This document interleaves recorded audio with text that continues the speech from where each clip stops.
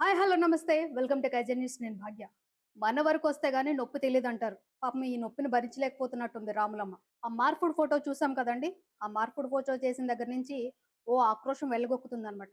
ఒక ఆడపిల్లని అట్లా చేయొచ్చా? సో వీడి మీద కేసు ఫైల్ చేయాలి, ఖచ్చితంగా వాడిని తీసుకురావాలి, లోపల పడేయాలి. ఇప్పుడు ఈవిడ ఆక్రోషం ఏంటిదంటే, ఎవడైతే మార్పు ఫోటో చేశాడో వాడి మీద కాదనమాట ఈ ఆక్రోషం.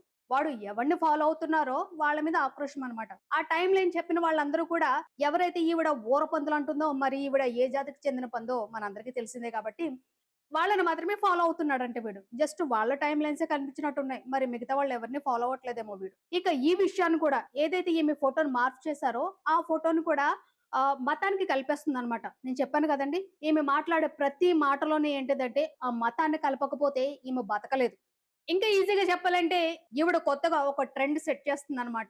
మత జర్నలిజం అన్నమాట. సో మనము నిజమైన వార్తలు చెప్తే ఎవరు చూడరు. మతాన్ని ఒకటి తగిలిచ్చేసుకున్నామని అనుకో, మనం ఏం చెప్పినా కూడా నమ్మేస్తారని చెప్పేసి ఇలాంటి విష ప్రచారం చేస్తుందన్నమాట. ఇకపోతే ఈమె మాట్లాడే ప్రతి మాటలో కూడా ఈ హిందుత్వాన్ని తీసుకొస్తదండి. ఎందుకంటే ఇక్కడ ఈమె అసలైన ఈ మత విద్వేషాలను రెచ్చగొడుతుంది. ఈ వీడియోలో ఏమంటుందంటే దుశ్శాసన పర్వం మొదలైంది అని అంటున్నాం. అసలు నీ ఫోటో మార్ఫింగ్ కి దుశ్శాసన పర్వానికి సంబంధం ఏంటి? అంటే ద్రౌపది దేవి లాంటి గొప్ప వ్యక్తివి అని అనుకుంటున్నావు నువ్వు.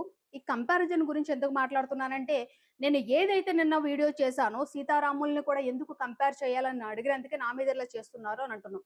సరే, వాళ్ళు కంపేర్ చేయడం తప్పే. సీతమ్మని రాముడిని కంపేర్ చేయడం తప్పే. మరి నువ్విక్కడ ఏం చేస్తున్నావు? అంటే ద్రౌపది నీకంటే చిన్నదనా? లేకపోతే ద్రౌపది కంటే గొప్పదనం అని చెప్పేసి కంపేర్ చేస్తున్నావా? పురాణాలు ఎందుకు తీసుకొస్తున్నావు మధ్యలోను? ఎందుకంటే ఆ మతం అనేది పెట్టుకోకపోతే నువ్వు బతకలేవు కాబట్టి. ఇదే నీ నిజ స్వరూపం. నేను ఆల్రెడీ చెప్పినట్టు ఏంటిదంటే, ఈ జర్నలిజాన్ని వదిలేసి ఆ మతం ముసుగులో వెళ్ళిపో నువ్వు.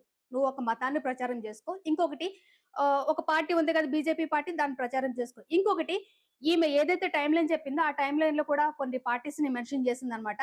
ఏదైతే టైమ్ లైన్ లో ఈమె చెప్పిన మనుషులు ఉన్నారో, ఈమె మెన్షన్ చేసిన పార్టీస్ ఉన్నాయో, అవన్నీ కూడా బీజేపీకి ఎగెనిస్ట్ గా ఉన్న పార్టీలు అనమాట. ఇప్పుడు అర్థమవుతుందండి వ్యూయర్స్ కి ఈవిడ గారి ప్లాన్ ఏంటో. ఇంకా ఏమంటుందంటే, హిందూ పురాణాలను తిట్టే వాళ్ళని ఊరుకోను అని అంటుందన్నమాట. హిందూ పురాణాలని తిట్టేంత సిచ్యువేషన్ తీసుకొస్తుంది ఈమె. ఎందుకు అంటున్నానంటే ఈ లైను, ఏదైతే ఫస్ట్ లో ఈమె దుశ్శాసన పర్వం ఉందో, ఎవడైతే కామెంట్స్ పెడతాడో వాళ్ళందరూ కూడా ఈ దుశ్శాసన పర్వాన్ని లేదంటే పురాణాలని తీసుకొస్తారు. ఇదిగో మా పురాణాలని తిట్టారని చెప్పేసి ఒక విక్టిమ్ కార్డు ప్లే చేస్తుంది అనమాట. ఎంత తెలివి మంత్రాలంటే పాపం పిచ్చోళ్ళు అనమాట. ఈమెను చూసి ఫాలో అయ్యేవాళ్ళు. ఇక కింద పెట్టేవాళ్ళు అనమాట. మీలాంటి వాళ్ళ వల్లే హైందవ ధర్మం ఇంకా బతుకుందంటే, ఇలాగా మతాల మధ్య చిచ్చులు పెట్టేవాళ్ళ వల్ల ధర్మం బతుకుంది. మరి గొప్ప గొప్ప వాళ్ళు ఉన్నారు, ప్రవచనాలు చెప్పేవాళ్ళు ఉన్నారు, అసలైన హిందూ మార్గం అంటే ఏంటో చెప్పుకున్నారు. వాళ్ళందరూ పనికిరాని వాళ్ళ? ఈ మతాల మధ్య గొడవ పెట్టేది దేశభక్తురాల, సీనియర్ జర్నలిస్ట్. ఈమె మెన్షన్ చేసిన టైం లైన్ లో అందరూ కూడా ఏంటంటే అగెనిస్ట్ బీజేపీ అనమాట. వాళ్ళందరూ కూడా అగెనిస్ట్ బీజేపీ కాబట్టి మనకి ఆక్రోషం కట్టాలు తెంచుకుని వచ్చేస్తుంది అనమాట. ఇంకేమంటుందంటే 40 ఏండ్ల నుంచి ఉగ్రవాదం ఉందంటే 40 ఏళ్ల నుంచి ఉగ్రవాదానికి భారతదేశం ఎలాంటి చర్యలు తీసుకోలేదా? పహల్గామ్ అటాక్ ని తీసుకొస్తున్నాం. నీ మార్ఫింగ్ ఫోటోకి పహల్గామ్ అటాక్ కి సంబంధం ఏంటిది? ఇదే మరి మత రాజకీయాలన్నమాట. ఉగ్రవాద చర్యలంటే ఇవి. ఓకే, ప్రతి ఒక్కరు బాధపడ్డారు. ఆ ఉగ్రవాదులు చంపినప్పుడు సంబరాలు చేసుకున్నారు ప్రతివాడు. ఇండియన్ అన్న ప్రతివాడు సంబరాలు చేసుకున్నాడు. ఉగ్రవాదం గురించి ఎవరు చర్యలు తీసుకోవట్లేదా? పిఎం మోదీ ఏమీ చర్యలు తీసుకోలేదా? బుద్ధి లేదా మాట్లాడేటప్పుడు నీకు? ఎప్పుడు ఈ మతం మతం మతం గోల మీద బతుకుతావు తప్ప అది విడిచి బయటికి రాలేవా? ఇంకా ఈవిడ గారి పిచ్చి ప్రేలాపన ఏంటిదంటే, సోనం వాంగ్చుంగ్ ఆయన స్వార్థం కోసము ప్రొటెస్ట్ చేస్తున్నాడంట. నీట్ పేపర్ లీక్ కి లడక్ కి సంబంధం ఏంటిదండి?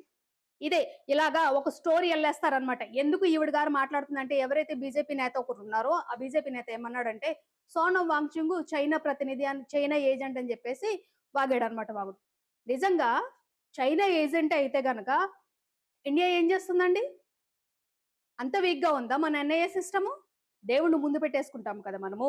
దేవుణ్ణి ముందు పెట్టేసుకుంటే ఎవరు ఆ లైన్ దాటరు. ఎలాంటి జర్నలిజం నువ్వు చేసేది? నీ ఫోటో మార్ఫింగ్ చేసిన వాడి మీద కంప్లైంట్ ఇచ్చావు, గుడ్. వాడిని తీసుకురావాలి, జైల్లో పెట్టాలి. ఇంకా పిచ్చవాగుడు వాగుతావు ఎందుకు నువ్వు? వాడిని తీసుకొచ్చి లోపలేయాలి. దానికి మళ్ళీని మిగతా రాజకీయ పార్టీలని, మిగతా మతాలని, హిందూ మతాన్ని ఎందుకు కలుపుతున్నావు నువ్వు? ఇది నీ బతుకు, అసలైన బతుకు ఇది. నువ్వు ఆ మతం అనే రంగు వేసుకోలేకపోతే బతకలేని పిచ్చి మత పిచ్చి పట్టిందా నువ్వు? ఓకే, కింద నీకు జై జైలు. ఆ పెట్టేవాడికి బుర్ర లేదు ఫస్ట్ ఆఫ్ ఆల్. ఈ మార్ఫింగ్ ఫోటోకి ఈ రాజకీయ నాయకులకి, ఈ సోనం వాంగ్‌చుక్ చేసేదానికి, లేకపోతే పహల్గామ్ అటాక్‌కి దీనికి సంబంధం ఏంటసలు? అంటే ఇప్పుడేంటిదంటే నువ్వు నీ మార్ఫింగ్ ఫోటో ఇష్యూ, దేశం ఇష్యూ అన్నమాట ఇప్పుడు. సరే, నీ ఫోటో మార్ఫింగ్ చేసినందుకు అంత బాధపడిపోతున్నావే, రీసెంట్‌గా, రీసెంట్‌గా 'విప్లవశ్రీ' అనే అమ్మాయిని ఫోటోని ఇంతకంటే దారుణంగా మార్ఫింగ్ చేశారు కదా! మార్ఫింగ్ చేసినోడు ఎవడో తెలుసా? మన బీజేపీ వాడే. చౌదరి. కూటమి ప్రభుత్వానికి సపోర్ట్ చేసేవాడే. మరప్పుడేమైంది నీ నోరు? ఎందుకు సైలెంట్‌గున్నావు? ఓహ్! ఆమె బీజేపీకి ఎగనెస్ట్‌గా ఏదైతే కాక్రోచ్ పార్టీ ధర్నా నిర్వహించిందో దానికి సపోర్ట్‌గా మాట్లాడిందనా? సో, దానికి సపోర్టెడ్‌గా మాట్లాడిన ఆడపిల్లల్ని ఎంత దారుణంగా మార్ఫింగ్ చేసినా, ఎంత నీచంగా మాట్లాడినా సరే మనం నోరిప్పము. మన వరకు వచ్చేసరికి మాత్రము నిప్పులు కురిపించేద్దాము. నువ్వు తోటి ఆడవాళ్ళ మీద ఇంత ప్రేమ చూపించేస్తావనమానండి. ఒక ఆడపిల్లని అంత దారుణంగా ఇంకా నీ డ్రెస్ బానే ఉంది. ఆ పిల్లని ఇంకా దారుణంగా మార్ఫింగ్ చేశారు ఫోటో. అప్పుడేమైంది నీ నోరు? ఒక్క మాట మాట్లాడావా? ఆ పిల్ల గురించి అందరూ మాట్లాడారు. నువ్వెందుకు మాట్లాడలేదు? నేను మాట్లాడను. ఎందుకంటే మా పార్టీకి అపోజిట్‌గా మాట్లాడిందామె. నేనెందుకు మాట్లాడతాను? నేను మాట్లాడను. నువ్వు కుల పిచ్చిదానివి. నువ్వు మత పిచ్చిదానివి. నువ్వు పార్టీలు పిచ్చిదానివి. నువ్వు నీతి కబుర్లు చెప్తావు, సోది కబుర్లు చెప్తావననమాట. నీ మీద నీ ఫోటోని ఎవడో మార్ఫింగ్ చేశాడు. వాడి మీద కేసు పెట్టు. వాడిని లోపలేయాలి. శిక్షలు పడాలండి ఇటువంటి వాళ్ళకి. గట్టిగా శిక్షలు పడితేనే ఇంకొకసారి ఇలాంటి అడ్డమైన పనులు చేయకుండా ఉంటారు. కాకపోతే ఇక్కడ ఒక పార్టీకి సంబంధించిన వాళ్ళకి మాత్రమే కాకుండా పోలీస్ డిపార్ట్‌మెంట్ కానివ్వండి, గవర్నమెంట్ కానివ్వండి, ఏ ఎదవ ఇలాంటి పనులు చేసినా సరే శిక్షలేస్తే మంచిగా ఉంటుందన్నమాట. ఆహ్, విప్లవశ్రీ ఫోటోని మార్ఫింగ్ చేసిన వాడి మీద ఎవడైనా ఇప్పటి వరకు యాక్షన్ తీసుకున్నాడా? ఏంటి? ఎవడైనా యాక్షన్ తీసుకున్నాడా? తీసుకోడు. మన హిందూ ధర్మం మనకు మానవత్వం నేర్పదు. మన హిందూ ధర్మం ఏంటంటే సాటి ఆడపిల్ల ఇలాగ ఉందని చెప్పేసి నేర్పలేదేమో నీకు. మిగతా వాళ్ళందరూ నేర్చుకున్నారు. మిగతా వాళ్ళందరూ అలా పెట్టడం తప్పురా అని చెప్పారు. నీ నోట్లో ఏంటిదంటే జబ్బు చేసింది నీకు. అందుకనే నువ్వు మాట్లాడవు. ఇప్పుడు నీ ఫోటో బయటకొచ్చింది కాబట్టి ఇలా విర్రవీగుతున్నావన్నమాట. ఆ ఫోటోకి మళ్ళీ పురాణాల్ని యాడ్ చేసేసి, ఆ ఫోటోకి మళ్ళీ పహల్గామ్ అటాక్‌ని యాడ్ చేసి, ఆ ఫోటోకి మళ్ళీ రాజకీయ నాయకులను కూడా యాడ్ చేశాయన్నమాట. బావుంది యూనివర్సిటీ. చాలా బాగా కలిపి చెప్తున్నారనమాట. అసలు అతను హంగర్ స్ట్రైక్ ఎందుకు జేస్తున్నాడు అనేది అనవసరం మనకి. ఈ నీట్ పేపర్ లీక్ గురించి మాట్లాడము. ఆ చనిపోయిన పిల్లల గురించి మాట్లాడము. ఏదో ఒక 2 మాటలు మాట్లాడితే అయిపోతుంది మనకి. మాట్లాడేశాను అని చెప్పేసి వీడియో వేసుకోవడానికి పనికొస్తది నువ్వు దానికే పనికొస్తావనమాట. రోజు రోజుకి ఎంత దిగజారిన జర్నలిజం జేస్తున్నావంటే నువ్వు ఒక కొత్త సబ్జెక్ట్ క్రియేట్ జేస్తున్నావనమాట. ఏంటిది? మత రాజకీయాల్లాగా మత జర్నలిజం. మేము ఒక మతాన్నే మేము తీసుకెళ్తామనమాట ముందుకి. దానికోసం ఎంతకైనా దిగజారిపోతాం మేము.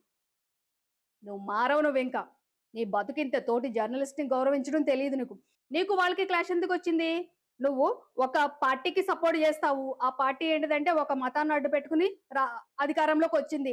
వాళ్ళ మీద ఎవరైతే వీళ్ళు మాట్లాడారో, వాళ్ళు చేసిన తప్పుల్ని ఎవరైతే వీళ్ళు బయట పెట్టారో వాళ్ళ మీద నీ అక్కసనమాట. మిగతా వాళ్ళ మీద ఎవరి మీద మాట్లాడవు నువ్వు. మానేయి జర్నలిజం మానేయి. మానేసి ఆ పార్టీకి కండువా ఒకటి కప్పుకొని అదే మతం ముసుగులో బతుకు.